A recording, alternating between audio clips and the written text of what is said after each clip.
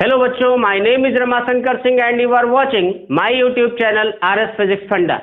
आज आप लोग देख रहे हैं क्लास 12th का मैग्नेटिक इफेक्ट ऑफ करंट का एक बहुत ही खूबसूरत सा topic, that is magnetic field due to a long straight current carrying conductor.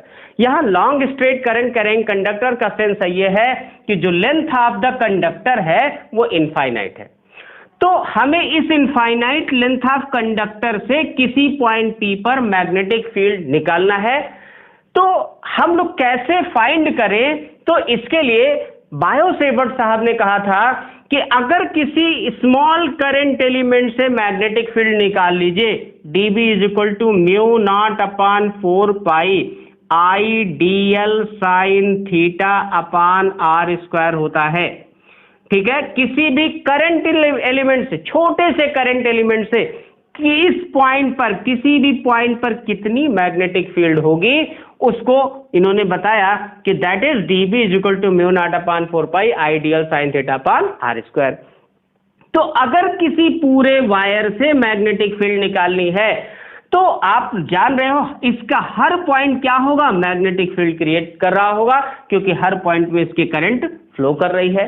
तो पहले एक छोटे से एलिमेंट से निकाल लो और उसको इस लिमिट के उसमें इंटीग्रेट कर दीजिए, तो बहुत आसानी से हम पूरे के पूरे वायर से क्या कर सकते हैं, मैग्नेटिक फील्ड निकाल सकते हैं।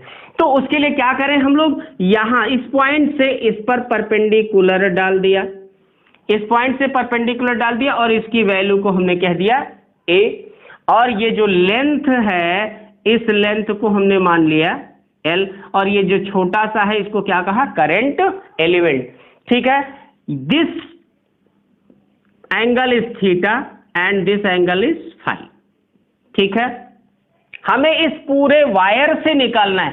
तो पहले मैं छोटे से पॉइंट से कितना मैग्नेटिक फील्ड हुई, तो बायो सेवर्ट्स लॉ से हमको ये पता लग गया। अगर अब देखो मुझे dl की वैल्यू मिल जाए, साइन थीटा की वैल्यू मिल जाए, आर की वैल्यू मिल जाए और इस वैल्यू को पुट कर दें, तो हम बड़ी आसानी से निकाल सकते हैं। तो यहां कैसे इसको हम सॉल्व करें, इसको जरा देख लीजिए। तो फ्रॉम द फिगर यहां पर आप ध्यान दीजिए, theta plus phi that is 90 degree. ये तो आपको दिख रहा होगा, अरे भाई ये हमने परपेंडिकुलर डाल रखा है तो ये 90 डिग्री है, तो ये थीटा प्लस फाई ये 90 डिग्री होगा, थीटा प्लस फाई क्या होगा, 90 डिग्री होगा। मुझे मेरा टारगेट है साइन थीटा निकालना, तो theta is equal to 90 minus phi हो गया, मीन साइन थीटा हो गया is equal to sine 90 minus phi हो गया। ठीक है, और साइन थीटा, अब sine 90 minus theta is equal to क्या होता है, कॉस थीटा होता है। तो यहाँ साइन थीटा की वैल्यू मिल गई कॉस फाई, और अगर कॉस फाई की वैल्यू भी निकालना चाहते हैं तो यहाँ देखिए कॉस फाई की वैल्यू ये बेस अपान हाइपोटेन्यूज, क्या होता है, बेस अपान हाइपोटेन्यूज। तो यहाँ से देखिए हमें दो चीजें मिल गई, आर इज इक्वल टू अगर ध्यान देंगे तो a अपान कॉस फाई हो जाएगा, और इसको हम लोग लिख देंगे a सेक फाई।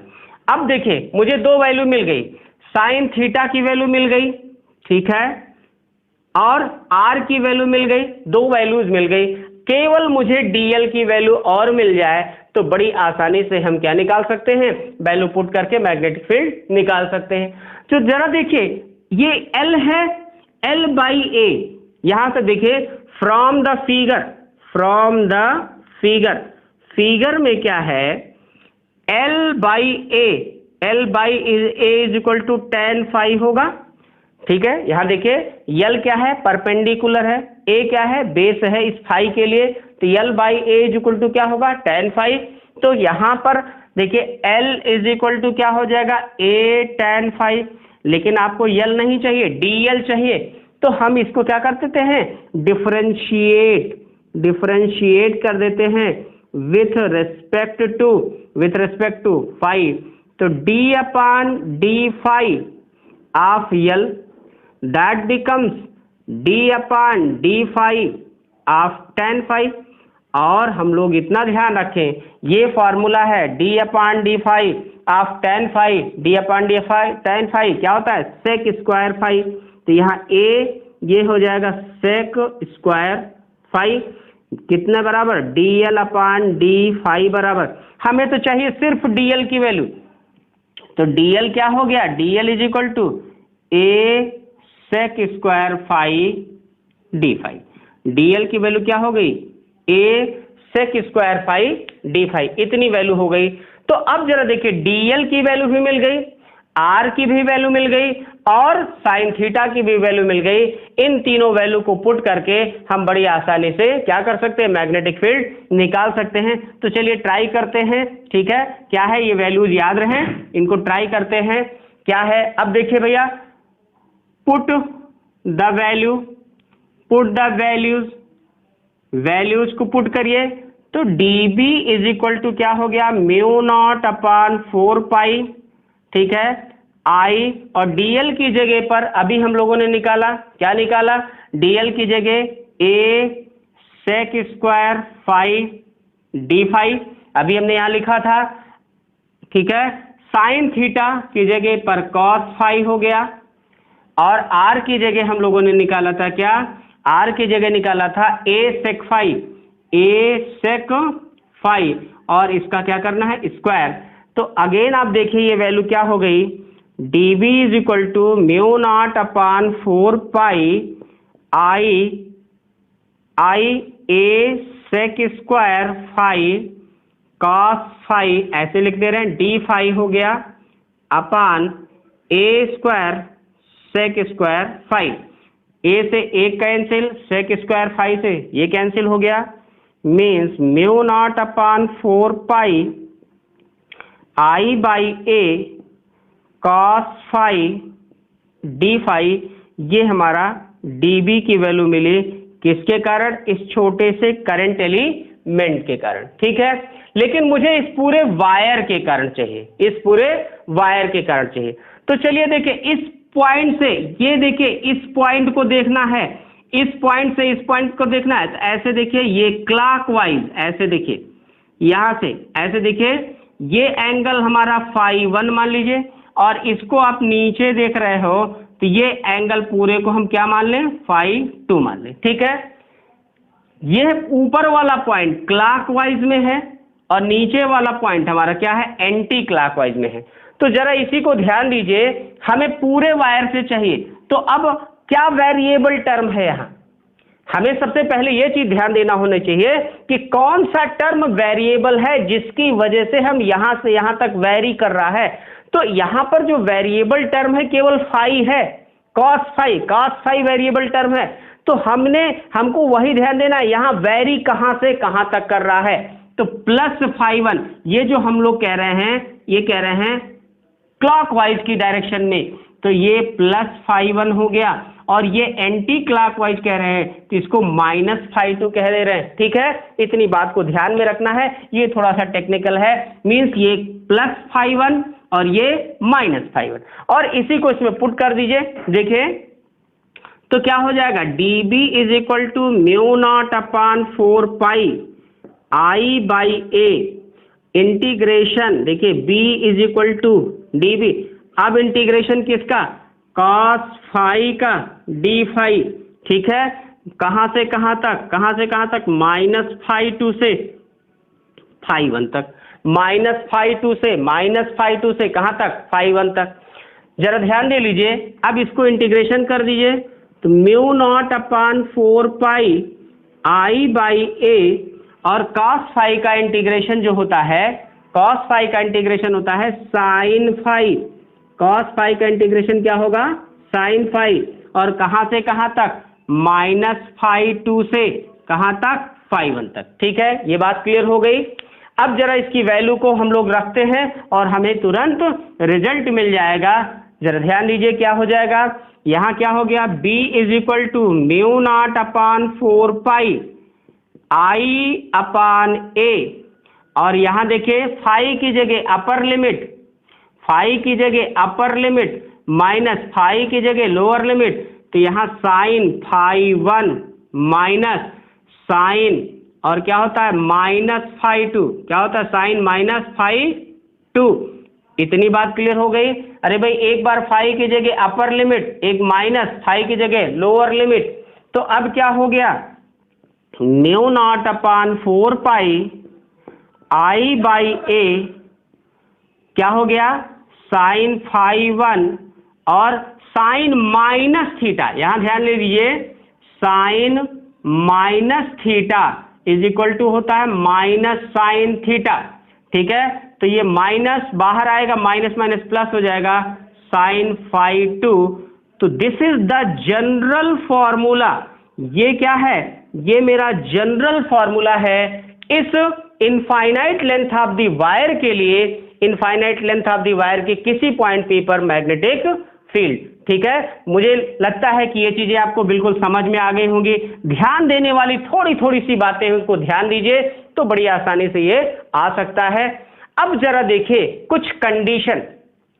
पहली कंडीशन को ध्यान दीजिए कि इफ, अगर मान लिया जाए ये पॉइंट पी ऐसी जगह पर है, if P is at a place where phi 1 equal to phi 2, if phi 1 equal to phi 2, अगर phi 1 phi 2 क्या है, इक्वल है, phi 1 phi 2 क्या है, इक्वल है, तो phi 1 phi 2 अगर इक्वल है तो क्या हो जाएगा, इक्वल phi के, तो यहां मैग्नेटिक फील्ड क्या हो जाएगा, means mu not upon 4 pi I by A, और यहां क्या हो जाएगा, sine phi plus sine phi.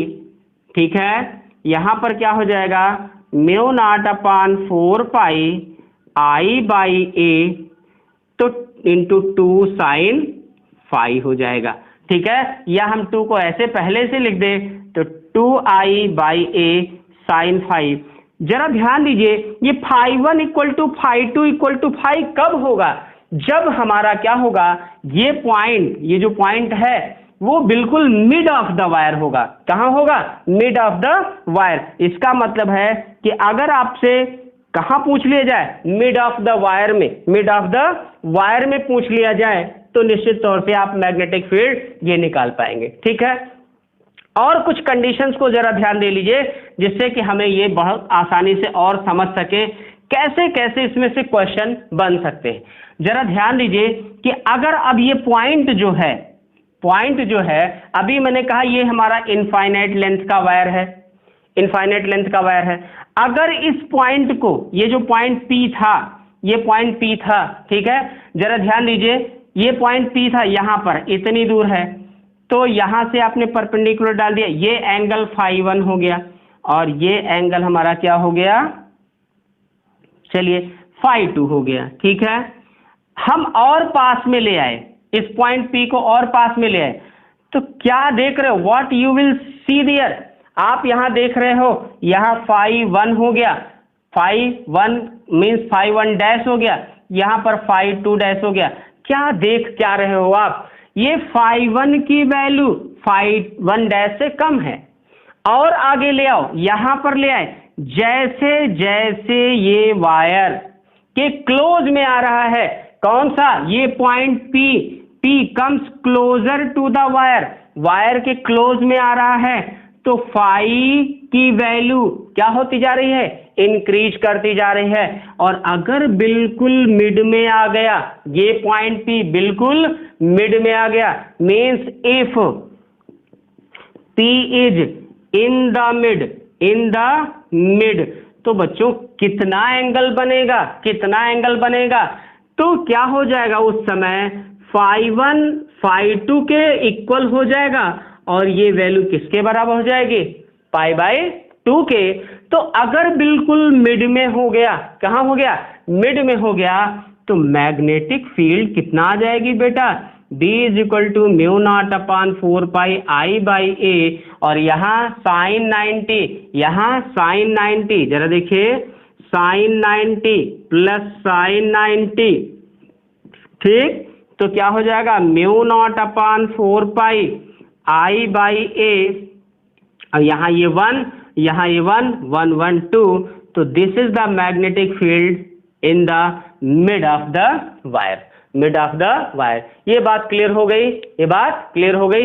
एक और छोटा सा कंडीशन हम लोग और ध्यान दे लेते हैं और उसके बाद आज हम इस क्लास को फिनिश करते हैं। चलिए ठीक है, अब क्या करते हैं, इस पॉइंट, जो पॉइंट यहां लिया था, मैंने कहा इस पॉइंट को हमने कहां ले लिया, चलिए यहां पर ले लिया, तो जरा देखिए, यहां से परपेंडिकुलर आपने डाल दिया, क्या आप देख रहे हो, what you will see there, आप क्या देख रहे हो इस समय? देखिए ये phi 1 हो गया, ये phi 2 हो गया, ठीक है।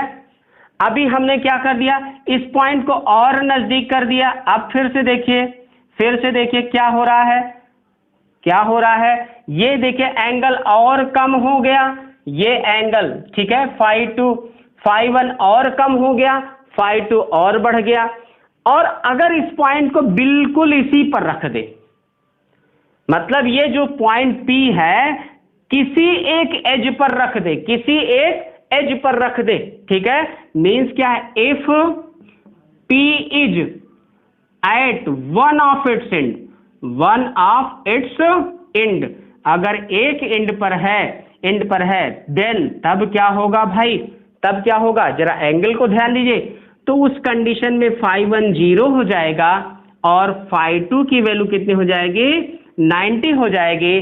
और अगर हम तब मैग्नेटिक फील्ड की बात करेंगे तो B क्या हो जाएगा, B is equal to mu naught upon 4 pi हो जाएगा I बाई A, और यहां पर साइन 0 हो जाएगा बेटा, और यहां पर हो जाएगा साइन पाई बाई 2 90, और साइन 90 की वैल्यू कितनी होती है 1, साइन 0 की वैल्यू कितनी होती है 0। तो B की वैल्यू क्या हो जाएगी, mu naught upon 4 pi I by A। ये सब कंडीशंस हमको ध्यान में रखनी होगी।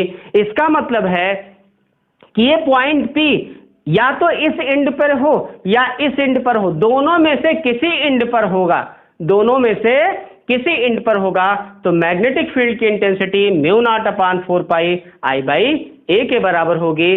तो यह जो है इस क्वेश्चन में ऐसे बहुत सारी कंडीशंस बन सकती हैं। अभी हमको और भी कंडीशन मिल सकती हैं कि ये वायर जो है फाइनाइट लेंथ का हो जाए, अभी तो इनफाइनाइट लेंथ का है, फाइनाइट लेंथ का हो जाए, तब मैग्नेटिक फील्ड क्या होगी, उसको हम लोग अगले टॉपिक में, अगले लेक्चर में डिस्कस करेंगे। तब तक के लिए अगर आपको मेरा ये पढ़ाया हुआ समझ में आ रहा हो, पसंद आ रहा हो, अच्छा लग रहा हो, तो प्लीज मेरे चैनल को लाइक, शेयर और सब्सक्राइब करिए। Very very thank you.